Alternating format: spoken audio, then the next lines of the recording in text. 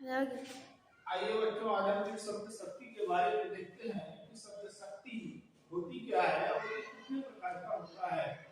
ये शब्द शक्ति अक्सर एग्जाम में पूछे जाते हैं और शब्द शक्ति के जो क्वेश्चन पूछे जाते हैं उसको हम गलती कर देते हैं। आइए हम उसी के बारे में चर्चा करते हैं, उसका उदाहरण भी देते हैं और बहुत ही इम्पोर्टेंट है, एग्जाम के लिहाज से ही बहुत ही महत्वपूर्ण हो जाता है। और शब्दों का अर्थ किस प्रकार से हम निकालते हैं, चाहे वो कविता में हो, गीत में हो या ऐसे मुहावरे हो या कुछ भी हो, उसका कैसे अर्थ निकलता है वो शब्द शक्ति के द्वारा ही निकलता है। तो आइए जानते हैं कि शब्द शक्ति होती क्या है और ये कितने प्रकार का होता है, फिर इसका एग्जाम्पल या उदाहरण के द्वारा भी हम समझते हैं। आइए शब्द शक्ति देखते हैं। तो शब्द का अर्थ ही शब्द शक्ति है, अर्थात जो शब्दों का अर्थ होता है वही शब्द कहलाती है।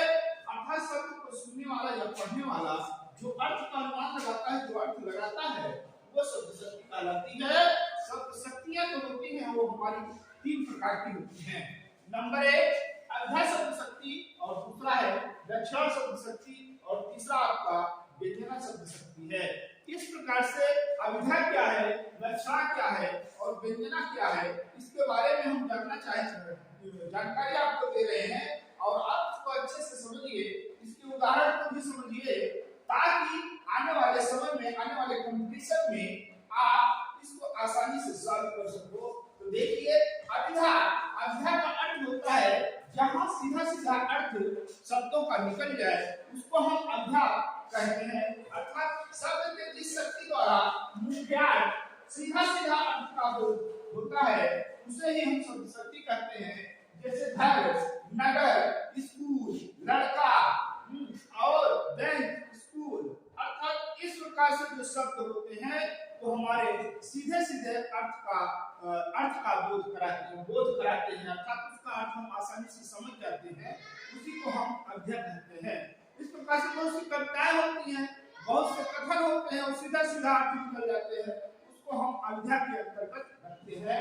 दूसरा हमारा जो है वो लक्षण है। लक्षण शब्द शक्ति वो है जब मुख्यार्थ ना निकल पाए, अर्थात मुख्य अर्थ में बाधा उत्पन्न हो और उसका दूसरा अर्थ निकले, उसी को हम लक्षण शब्द शक्ति कहते हैं। जैसे कि तुम बिल्कुल गधे हो, यहाँ तुम जो है अभिधा है, बिल्कुल जो है अभिधा है, लेकिन जो गधा शब्द है ये आपका लक्षण के अंतर्गत आता है। अर्थात यहाँ गधे से तात्पर्य वो गधा नहीं है जो मार ढोने वाला है, जो कभी कभी हमें दिखाई देता है बोलते हुए, वो गधा नहीं है, बल्कि यहाँ तो किसी सेकंड पर्सन को इंडिकेट किया गया है कि तुम बिल्कुल गधे हो। अर्थात गधे से जो अर्थ निकलता है वो लक्षणार्थ निकलता है, गधे से तात्पर्य मूर्ख से है। इस प्रकार से ये गधा जो शब्द है वो लक्षणार्थ है। यहाँ गधा अभिधा से अर्थ नहीं निकलेगा, अर्थात लक्षण जिसकी लक्षण से अर्थ निकाला जाए उसको ही लक्षण शब्द शक्ति कहते हैं, लक्षणार्थ कहते हैं। अर्थात यहाँ जो गधा शब्द आया है वो लक्षण के आधार पर निकाला गया है। इस प्रकार से बच्चों ये व्यंजना शब्द शक्ति के बारे में बात करते हैं। तो व्यंजना शब्द शक्ति वहां निकलती है जहां अभिधा और लक्षण दोनों पराजित हो जाती है, अर्थात दोनों अर्थ निकालने में नाकाम हो जाते हैं, तब वहां व्यंजना का व्यापार शुरू होता है। वहां जब व्यंजना निकाला जाता है वहां अभिधा नहीं देखा जाता, न तो लक्षण देखा जाता है, बल्कि वो शब्द से बहुत दूर का अर्थ निकाल कर आपके सामने रखता है, उसी को हम व्यंजना शब्द शक्ति कहते हैं। ऐसे बहुत सी कविताएं हैं, बहुत से गीत हैं जहां व्यंजना का सहारा लिया जाता है और व्यंजना ही है जो हमें कविताओं की व्याख्या करने में मदद करता है।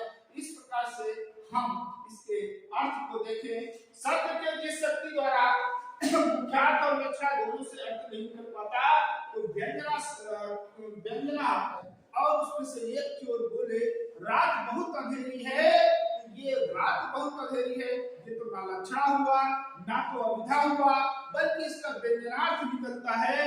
वो चोर अगर कह रहा है कि रात बहुत अंधेरी है तो उसका यही कहने का तात्पर्य है कि आज चोरी करने के लायक बहुत ही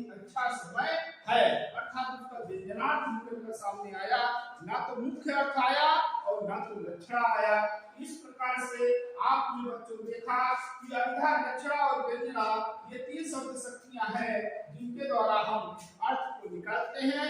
इस प्रकार से बच्चों इसको अच्छे से समझिए और अच्छे से हमारे चैनल को लाइक और सब्सक्राइब कीजिए।